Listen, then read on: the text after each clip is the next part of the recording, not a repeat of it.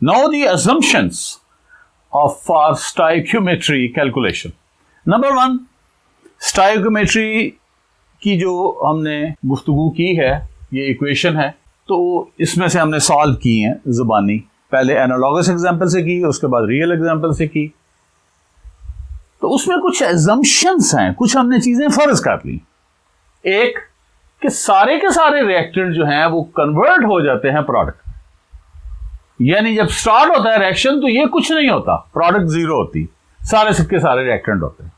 जब reaction stop होता है तो सारे के सारे रिएक्टेंट खत्म हो चुके होते हैं और सारी की सारी क्या बन चुकी होती है, प्रोडक्ट, ये जीरो हो चुके होते हैं। ये हमने अज्यूम किया है।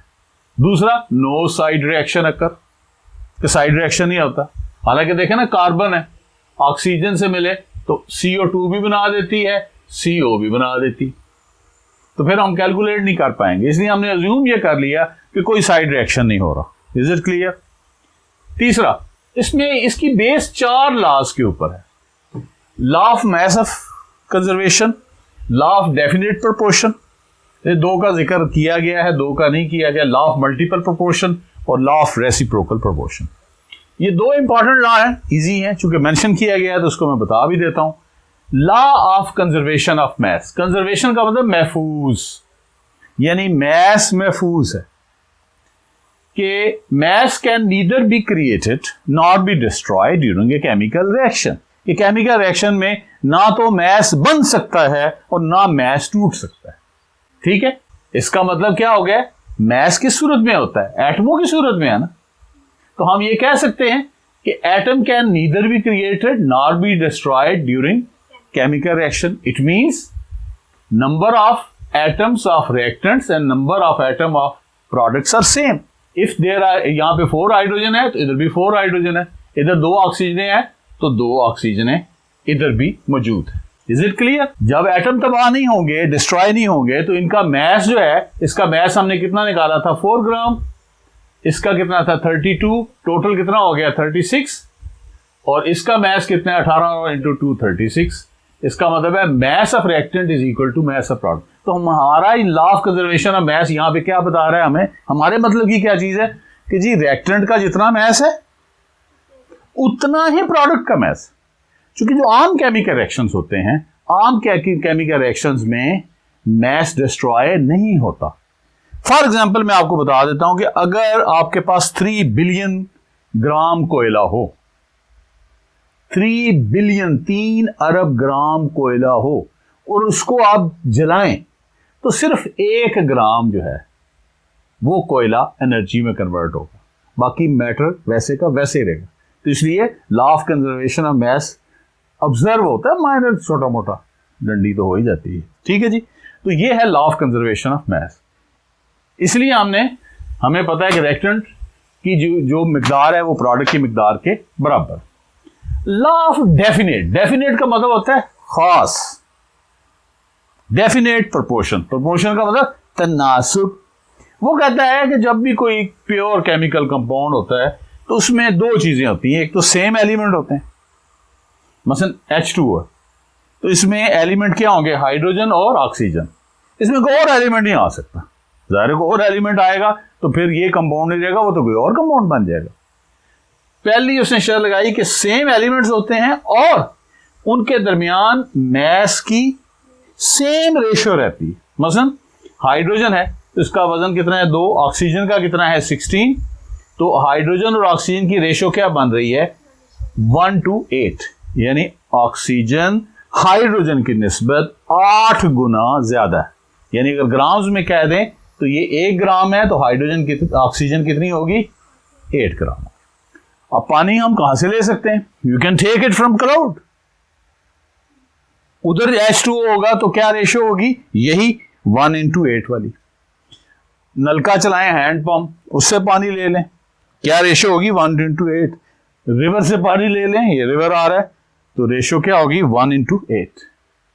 अब सवाल तुम्हारे जहन में ये पैदा हो रहा है कि इसकी जरूरत क्या पड़ी, भाई हाइड्रोजन के और आइसोटोप भी तो हैं, अगर ड्यूट्रियम हो जाए उसका वजन 2 है तो ये D2 कितना हो जाएगा 4 हो जाएगा, 4 और ऑक्सीजन तो 16 रहेगी, रेशियो क्या बन जाएगी 1 और 4 की। तो इसलिए इनको आइसोटोप्स को बीच में निकालने के लिए ये लॉ ऑफ डेफिनेट प्रोपोर्शन होना जरूरी है, नहीं तो हमारे तो कैलकुलेशन होएगी नहीं। इसी तरह बाकी दो लॉज के ऊपर भी ये डिपेंड करता है। ये DTO जो है इसको हैवी वाटर कहते हैं, न्यूक्लियर रिएक्टर के अंदर ये यूज होता है। अब हमारा last portion of the today's topic, जिसको हमने एटिमोलॉजी देखी, फिर डेफिनेशन देखी, एग्जाम्पल देखी, एनालॉगस एग्जाम्पल देखी, एक्सरसाइज A की थी मोल के हिसाब से और B की थी ग्राम्स के हिसाब से, फिर असम्पशन देखी जो थी, फिर law of conservation of mass और लॉ ऑफ डेफिनेट प्रोपोर्शन को देखा। अब देखना है रिलेशनशिप ऑफ स्टोइकियोमेट्रिक कैलकुलेशन। यानी नाम लफ्ज होते हैं ना, ये बहुत बंदे को डराते हैं। जैसे स्टोइकियोमेट्री ने ऐसा डराया होता है लोगों को। स्टोइकियोमेट्री क्या है? मिकदार को मालूम करना। रिएक्टेंट की, घर की जो हाउस होल्ड खातून है उसको भी पता होता है, हर होटल वाले को पता होता है, सारों को पता होता है कि चाय बनानी है तो 4 कप चाय बनानी है तो कितने कप दूध लगेगा, नहीं पता लगता। तो वो क्या है, आपको पता है स्टैंडर्ड 1 कप के लिए ये चाहिए तो 4 कपों के लिए ये चाहिए। तो दिस इज स्टोइकियोमेट्री। आपकी किचन के अंदर हर वक्त क्या हो रहा है? स्टोइकियोमेट्रिक कैलकुलेशन हो रही है, उसकी रेसिपीज आप मुख्तलिफ बना रहे हैं। Is it clear? तो हम क्या क्या चीजें मालूम कर सकते हैं, इसका मतलब पंजाबी च है कि भाई ये की शैवा मालूम कर सकते हैं। ये रेसिपी है पानी बनाने की, मोल मोल रिलेशनशिप,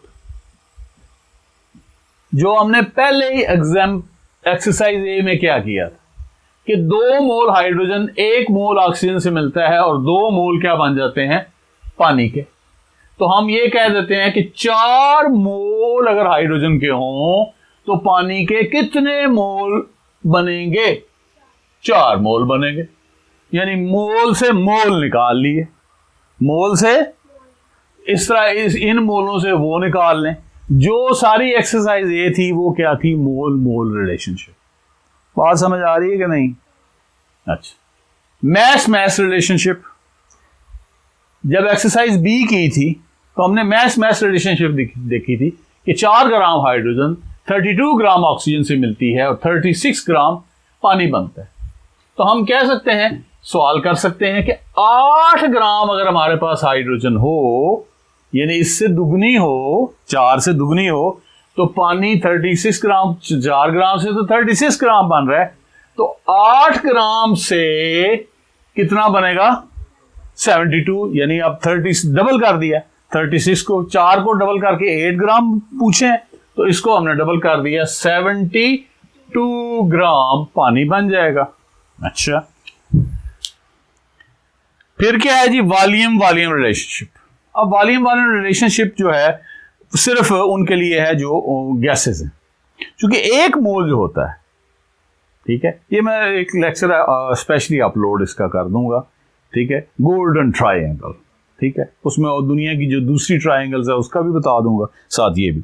1 मोल जिस चीज का है, अगर हाइड्रोजन का है तो उसका वजन है 2 ग्राम, और उसमें हाइड्रोजन के मॉलिक्यूल है 6.02 × 10⁻23, और उस मोल की STP के ऊपर वॉल्यूम कितनी है? 22.4 डेसीमीटर क्यूब। डेसीमीटर क्यूब और लीटर बराबर होते हैं, इसको 22.4 लीटर भी आप कह सकते हैं। यानी आपको मोल और वॉल्यूम का ताल्लुक भी पता है, मैस और वॉल्यूम का ताल्लुक भी पता है, नंबर और वॉल्यूम का भी पता है। अगर गैसेज है बहुत कैलकुलेशन हो सकती है, इससे ज्यादा हो सकती है, ठीक है, एनी हो, लेकिन वॉल्यूम वॉल्यूम रिलेशनशिप भी आप मालूम कर सकते हैं सारी गैसेज हों, ठीक है जी। फॉर एग्जाम्पल ये देखें ना, हाइड्रोजन भी गैस है, ऑक्सीजन भी गैस, ठीक है, और पानी बन रहा है गैस की हालत में, ठीक है। तो 2 वॉल्यूम मिल रही हैं, 1 वॉल्यूम के साथ तो कितनी वॉल्यूम बन रही है? पानी की 2 वॉल्यूम बन रही। अगर 4 वॉल्यूम हो तो पानी की कितनी वॉल्यूम बनेगी? 4।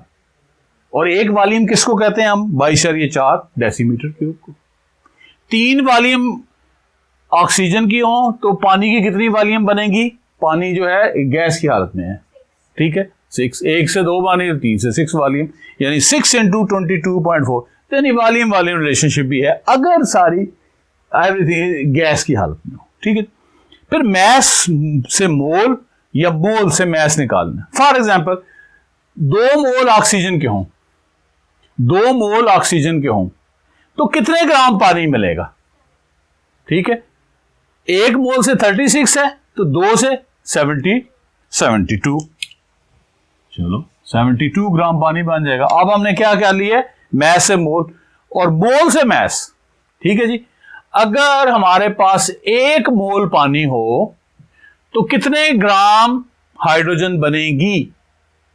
2 मोल से बन रही है 4 ग्राम, 1 मोल से कितना मैस आएगा? 2 ग्राम। मोल से मैस कर ले, बच्चों वाला काम। अच्छा, इसी तरह मैस से वॉल्यूम मालूम कर सकते हैं, वॉल्यूम से मैस मालूम कर सकते हैं, but this is only for gases. So today's topic we have discussed in under 10 subjects and I hope you will follow it, but the golden rule is pause and practice, pause and practice। देखें जहां पे आया pause करके, बजाय इसके कि यहां से जवाब आ रहा है, देखें अपना दिमाग इस्तेमाल करें, पॉज करें और प्रैक्टिस करें, pause and practice, pause and practice. Thank you for paying attention.